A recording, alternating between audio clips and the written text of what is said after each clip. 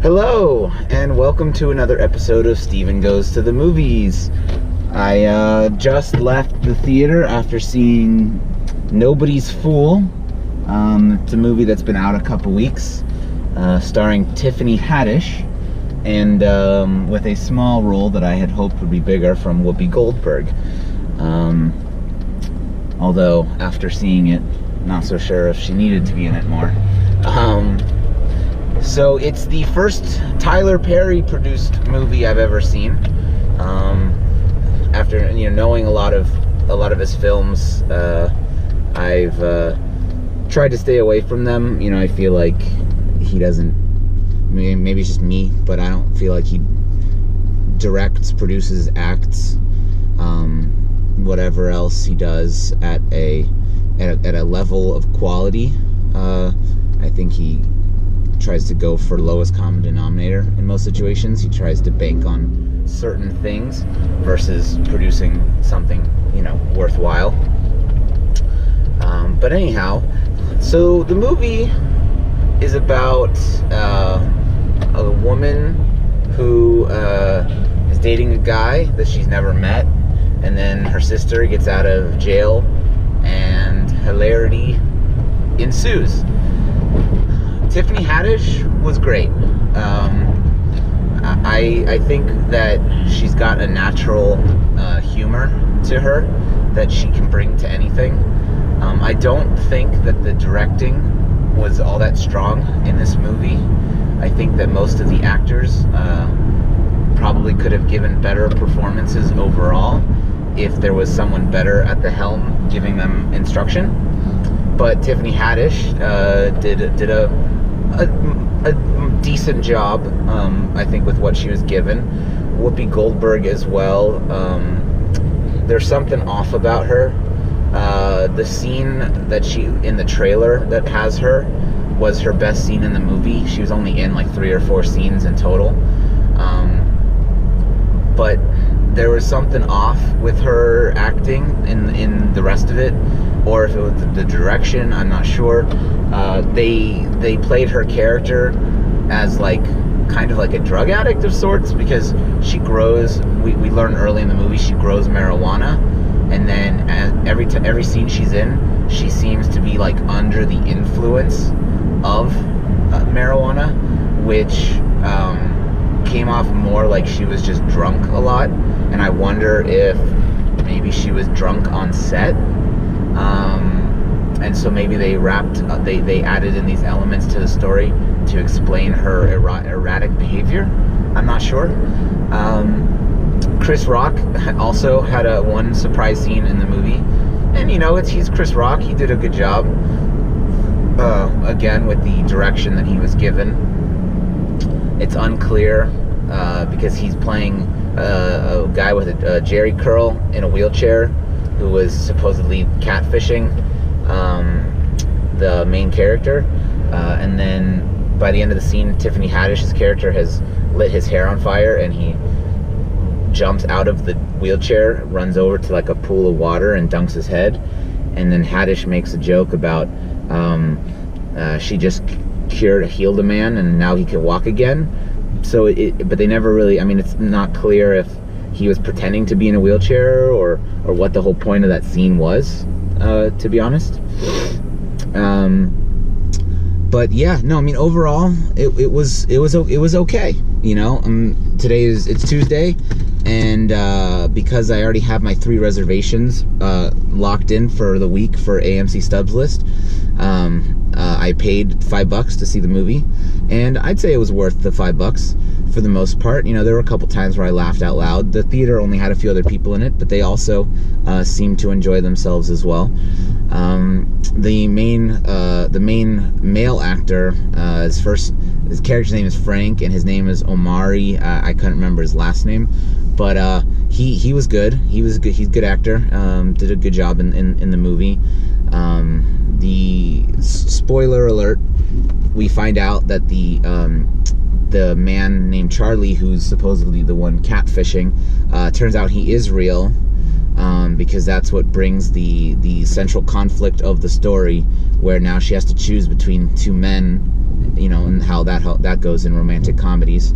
But I think they overdid it to try to make him look different from the Frank character. You know, they literally like took it the complete polar opposite, where Frank was good in bed, and then Charlie is like the worst ever in bed. Like, they didn't really make it much of a choice. There was really no conflict to the whole thing.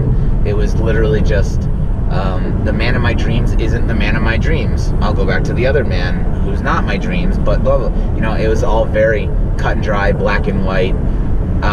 From watching some other people who do reviews, and they've talked about Tyler Perry movies, it seems like that might be something that he's especially weak at, is doing more than just black and white, cut and dry kind of scenarios, which is a shame, because, you know, that's where, you know, the best parts of a movie come from, is watching as a character actually struggles to make a decision, not just get handed the right choice. I also think that whoever directed this movie maybe either doesn't know how sex works, or maybe has never had sex. I say that for two reasons. One, because there was two sex scenes in the movie. One, like, right off the bat, between Tiffany Haddish's character and just random guy in parking lot at prison, which was super awkward, and they could have done a little bit better editing on it. And the other scene was between the main character, Danica, and Frank. It had the people in the back of the theater kind of laughing nervously, because it was just strange sweeping shots of like close-ups of things. Like, there was even one point where it, like, the camera pans to like Frank's feet as his toes are kind of curling a little bit or something. It didn't really make much sense to me. And then they, like, you know, cut to these different positions and stuff, and it was just like, oh, okay, I guess, yeah, that's how that works, Tyler, sure, I don't know. But yeah, you know, I mean, there's some pacing quirkiness, but overall, I mean, Tiffany Haddish, if you like her, then, you know, you should go see it, because she did a good job in the movie. So there were a couple trailers that were new for me. First of all, there was some Madea family funeral thing, which, again, like I said at the beginning, I usually make it a point not to see Tyler Perry films, specifically the Madea ones. Hashtag Madea not even once. So that is definitely a no-go for me. There was another Alita Battle Angel trailer, which started to spoil more of the movie than the previous trailers I had seen had done. So naturally I had to cover up, and I was just like, why are they doing this? Why are they ruining more of the movie? I don't understand. There was a new trailer for Isn't It Romantic, starring Rebel Wilson.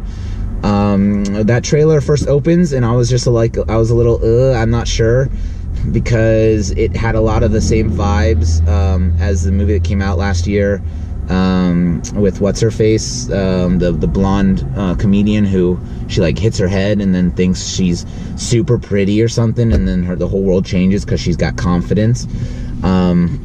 Because again, Rebel Wilson, this character, like, goes through a traumatic incident where she like hits her head or something, but what happens is, I guess when she was in the trailer, she's a kid, and she thought romantic comedies were the best, and her mom got her to hate them because they're unrealistic. So then after she like lives her life this like in this really frumpy mood, like hating everything, thinking everybody's always gonna lie to her and deceive her and that sort of thing. And then she hits her head, and then she realizes that, oh my god, I'm living in a romantic comedy now, and everything is like glossy and perfect. And it looked like it might be fun, you know. So I'm interested to see how that one develops. I might go see it, you know, if I have an extra movie or it's the $5 Tuesday or something. And the last trailer was for What Men Want, which is the follow-up movie to the 90s classic What Women Want. I'm interested to see where it goes. You know, I think everyone can pretty much agree that the male mind is probably a lot more focused on specific things, you know, stereotypically. So, you know, we'll see what they do with that in the movie. There's the one scene in the trailer where she's playing poker with, like, Shaquille O'Neal and, like, other, like, famous people, and they all have, like, stereotypical thoughts going through their head. So, you know, I don't know. We'll see. I'm not against it. I believe that is another Tyler Perry-esque, like, I think he's part of something with that, but I'm gonna keep an open mind.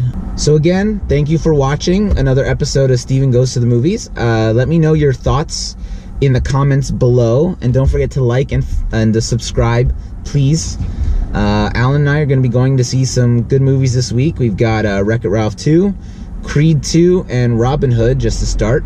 Hopefully we'll get another couple movies in there somewhere, some way, or another trailer will drop for something crazy. And I hope to hear from you, and I'll see you again soon. Have a great day.